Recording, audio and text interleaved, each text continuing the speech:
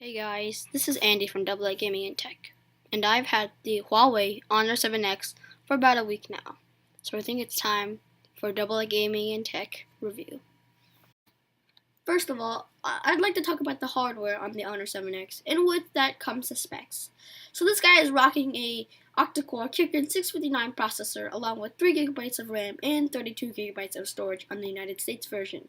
And in my opinion, this isn't bad, but I kind of do wish that the Honor 7X had a Snapdragon 835 instead of their own native Kirin 639 processor, but I guess it does make sense because this guy is only $200.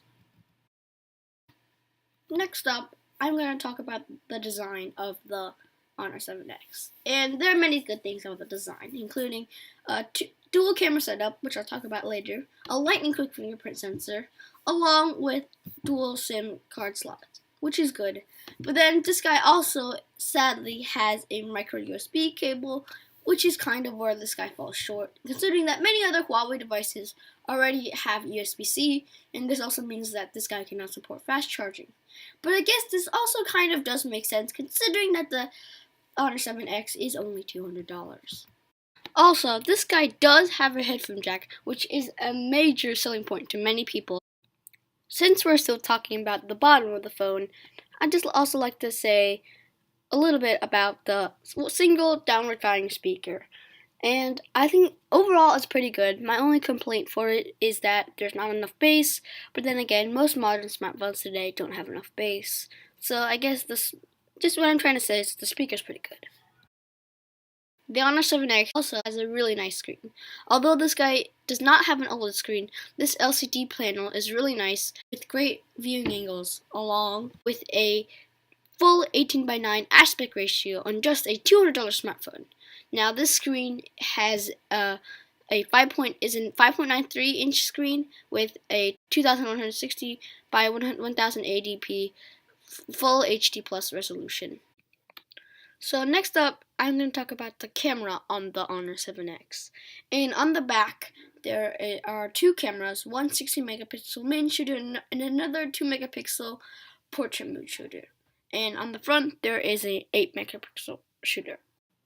So in terms of the actual photos on the Honor 7X, they're pretty good.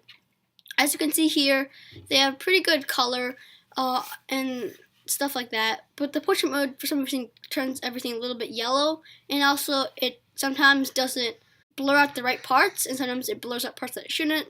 But I'll go more in depth with that in another video, which will be specifically just about the camera, because there's a lot to talk about on the camera. But in summary, I think the photos are pretty good.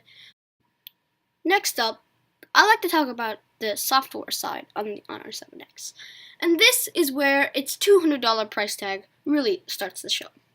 Because, first of all, this guy is running Android 7.0. It came out 6 months after Android Oreo was released. And that is pretty disappointing in my opinion. But then again, as I said before, this phone is only $200. But just not on top of that, this guy isn't running pure Android 7.0.